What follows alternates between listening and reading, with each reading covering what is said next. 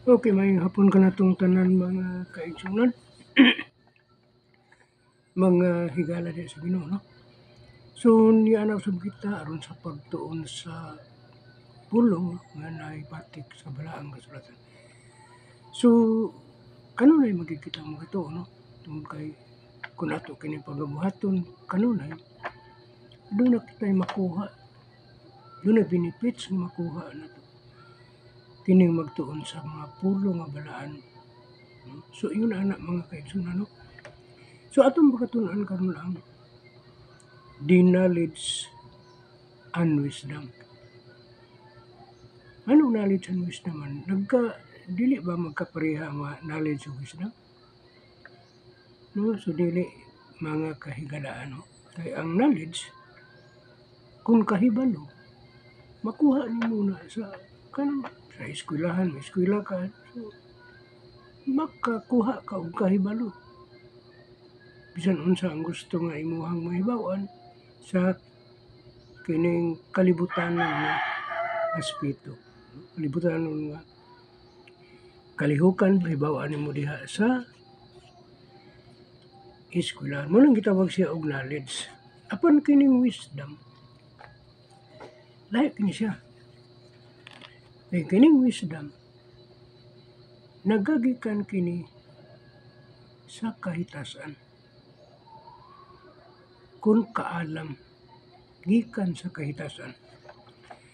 Now, atong pagkatun-an karon ang awareness of truth, facts, or divine revelation. Kini mo kung kinahanglan ma-aware ta.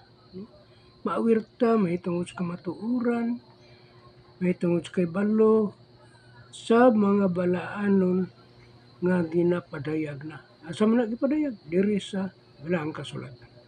So diri lang nato kini makita sa balaang kasulatan ang mao nga mga facts and divine revelation. Di nito makita sa balaang kasulatan. Okay. Sumala pa sa libro sa Josue 4:6, gayon din nga i-warn siya, no? Nag-warn siya, nag-warning siya na to. Warns against rejecting knowledge linking to destruction. Kung reject ka nito sa knowledge, sa kahibalo, cause ka na og kanang destruction, kadaot. Yung nga naman, kaya wala ang takahibalo. Wala takahibalo nga ang atong ginabuhat makadaot dahil sa atong kinabuhi. Wala takahibalo nga ang atong ginabuhat makadaot dahil sa uban. So muna nga kinahanglan dili nimo i-reject ang kining knowledge. Kinahanglan magbaton gud ka og kahibalo. Baton gud ka og knowledge. Kay kung wala kay kahibalo, wala gid ang tanan, no? Wala wisdom, wala gid kahibalo. So muna ang giingon diha nga mo cause of distraction ang wala kahibalo. Yung ana. Sumala pa sa libro sa Proverbio, maingon diri sa bersikulo 1, kapitulo 7. Fear of the Lord is the beginning of knowledge.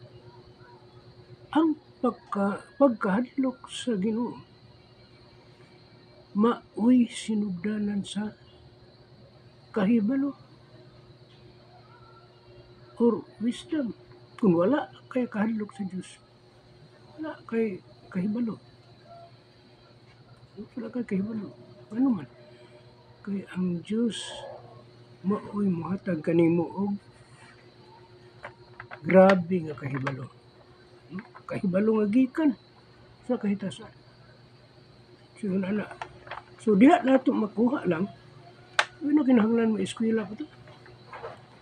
Madlok lang tayo, and then the knowledge and wisdom mo proceed pa ingon din sa ko. Fear of the Lord, no? Is the beginning of knowledge. Okay.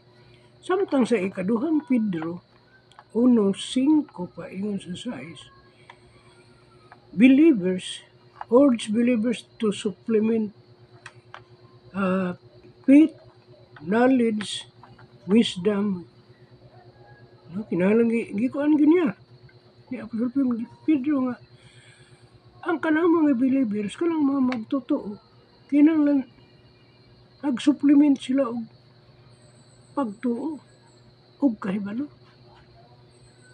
So nagkuyog na ang duha, pagtuo og kahibalo, faith and knowledge, no? Okay. Rito sa ikaduha, rito sa wisdom. Wisdom in the Bible. No? The wisdom in the Bible is the ability to apply knowledge rightly. I-apply na to na ang wisdom sa kahibalo, sa kanang insakto, ng mga pamaagi, rightly. Wala pa ni Apostol Pablo sa Santiago 1, versikulo 5, nag-encourage siya. He encouraged us that we must asking God for wisdom, which He give generously. Kung mangayo lang ka, I know that if we are begging wisdom to our Almighty God, He give generously sa kaalam. Iya ginang ihatag sa ato. Matag gina siya og kaalam may tungod kanato. Labi na kung nagatuon kita kanunay, nagasusi kita kanunay sa pulong sa Dios. Matod pa sa unang Timoteo 3:15 nga rightly dividing the word of God. Kinahanglan maayo og ang pagbahin sa pulong sa Dios. Sa ato ang ayoon pagsabot, no? Sige na. And then, gi-encourage ta ni Apostle Paul nga mangayo ta. Paul encouraging us to asking God wisdom. So, dili na kinahanglan nga imong eskwelahan ang kahibalo kung kaalam kung dili imong pangayoon kay aron tagaan ka. Bisan unsa nga mga butang at kinahanglan nimong pangayoon ihatag kaniya. Ihatag mga niya nga nang wala pa nimo gipangayo. No? Diba? So mo na naka-advantage mga igsoon, mga higala. Kung ani kita sa kining pagtuo ug kanunay kitang magasusi sa balaang kasulatan, dili kita talikdan sa Dios. Kanunay kita iyang giamumahon. Matag karon og unya. Okay, denta. Sa Proverbs, matud pa. Proverbs 3:13 to 18, di na lang itong kasan kitag-as lagi kayo, no? Ako na lang ninggi sumaray sa taas kayo ato pang ang tanan ng mga supporting verses diri kung ato gid siyang basahon, taas kay dugay kita mahumano mo kwantam consume ta og taas nga oras. So okay, Proverbs 3 verse 13 to 18, nabasa nato diha nga miingon ang mao nga manunulat sa proverbio. Portrays wisdom as more precious than jewels, leading to life and peace. No? Ato lang ihalad portrays ang ato ang kahibalo atong kaalam nga labaw pa precious than jewels. Ano mga jewels? Ano ato ang mga kabtangan, mga luho na to. Atong ihalad labaw pa sa ato ang mga kabtangan nato, ato ang mga kagamitan nato, ug unsa dira mga jewelries nato, mga appliances nato, uban mas labaw pa ang kaalam ug dili.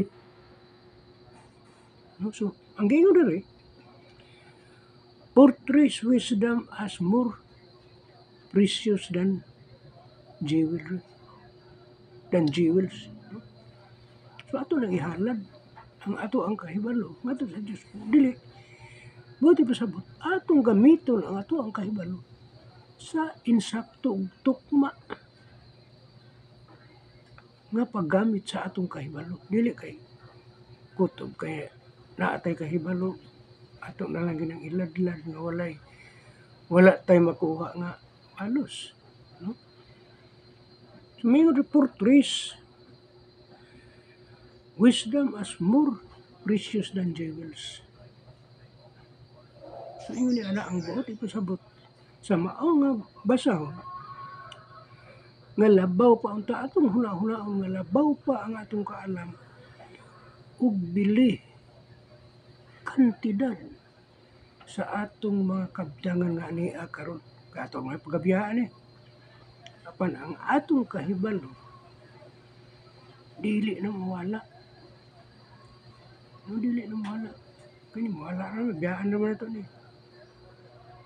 Ang atong kahibalo, wisdom and knowledge of God,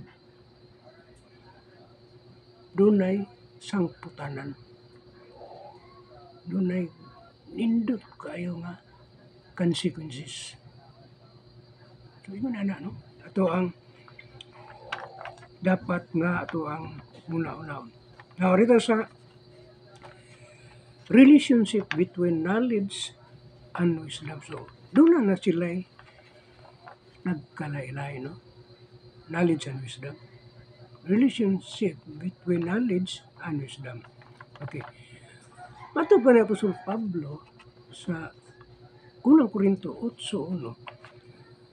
Without wisdom can lead to pride. Kung wala kay kahibalo, mo kani makapahimo nimong garboso. Garbo. Lead ko makahimo kin mong garboso.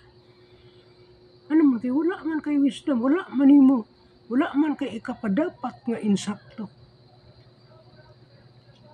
No? Wala kay wisdom, wala kay knowledge nga imuhang magamit. Mauna nga mo insert ang pride sa imuhang kinabuhi. Unang mahimo kang garboso. Kinahanglan kayo na naatay wisdom and knowledge. Gani mga igsoon bisan to ulog akong tingog murag pagaw-pagaw kay ning may napit sa lango lagi ko, no? Gumikan na atong tempo karon apan naningkamot ko sa pag-rebuild sa akong natun-an nga akong mapaambit diha kaninyo. Tungkol pinaka-importante kayo nga naatay knowledge and wisdom. Okay, pananta. Sa Santiago, sulat gihapon ni Apostol Pablo dito ni James itong Santiago.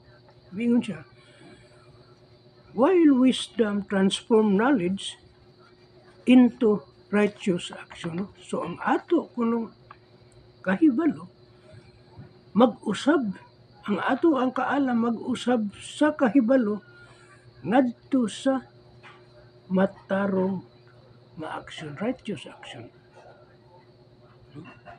So doon na sila ikuan. So gamiton ni wisdom si knowledge aron mausab og mo kuan ang pagkamatarong, no?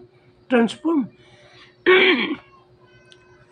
While wisdom transform knowledge into righteous action, mausab ngadto sa matarong nga kabuhatan, kahimuan. So, ingon na. No? So, doon na sila yung mga difference. Okay. So, Kung ato pang idugang ato ang kahibalo sa hermeneutics, mura kuan pa no? Muuswag pa no? Okay. According to Apostle Paul sa iyang sulat ngadto sa Colosas 2 paingon sa 3, ingon sa diri, ties both to Christ, into whom are hiding all the treasure of wisdom and knowledge. No? Gibugkos kita. Uban ni Kristo. In whom are hiding nga dito sa tinago. Tanan nga tinago nga treasure. Tinago nga treasure of wisdom. Tinago nga treasure of wisdom and knowledge. Sarka na, no? Dito, gibugkos na niya. Sa mga tinakay kanimo kung ingon diri ni Apostle Paul nga tinago di hidden, no? Ingon diri di hidden all the treasure of wisdom, tanan nga mga treasure natago kini, ipadayag lamang kini, ihatag lamang kini sa katong mga tawo nga nagkinahanglan ini, sa mga tawo nga nangayo ni ini. So ingon na ini ang mao nga pamaagi. So unsa man yung pagkahibalo kung wala kay pagsusi? Kay kung wala kay pagsusi, wala ka kahibalo. Unsaon nimo pagpangayoon sa imong pangayoon? So kinahanglan magsusi ka sa balaang kasulatan. Usa nimo i-claim. Unsa imong i-claim sa Ginoo? Unsa imong i-claim sa Dios? Nasayod kita ang Ginoo mohatag sa tanan nga mga iya nga nangayo pud diha kaniya. Bisan pa man ganing mga butang nga wala na to gipangayo sa iya, may iya man gani nga gihatag. Okay. Parenta. Sa Mateo, knowledge of the law required wisdom to prioritize justice, mercy, and faithfulness. No? Ang kahibalo sa balaod nagkinahanglan og kaalam nga mo prioritize sa justice. Una. Dayon, mercy. Dayon, mercy, prioritize justice, mercy, and faithfulness. Kana pagkamatinud-anon. Mercy, kana pagkamaluluyo. So, ingon ni ana, i-prioritize nato ang justice, mercy, and faithfulness. Kining pagka matinud-anon. Okay. 1 Corinthians 9:22, kampulang gyapon niya nga sulti, Apostle Paul. Pingon siya din Paul adapted his message to audiences using knowledge of their context. Yan gigamit ang iyahang kahibalo alang sa iyang konteksto, sa iyahang topic. Pinaagi siyang kahibalo iyang gigamit. Ngadto sa sige gingon dire message to his audiences, sa audience ka ng mga nanambong, mga audience. Yan gigamit ang yung topic sa audience. Okay. Sa Colosas 1, 9 versikulo, 9 pa ingon sa 10, no? Ngayon din focus prayer, spiritual wisdom and knowledge. I-focus na to ang pag-ampo. Mag-ampo ta. Alang sa kaalam o kahibalo. Ihatag na sa Ginoo kung mo nang gipangayo. Kung mo nang pangayoon, ihatag na niya. No? And then, sa last, balik na sa Proverbs. Chapter 9, verse 10. Okay. Focus the foundation of wisdom. Sabi ba, foundation of wisdom. Pagkadlok, fear of the Lord, kanina, ito atong basa. Fear of the Lord is the beginning of gaining knowledge. Dayon, faith, kinanglan na pagtuo. Yung ano lang, mga kaisunan. Dayon, pray.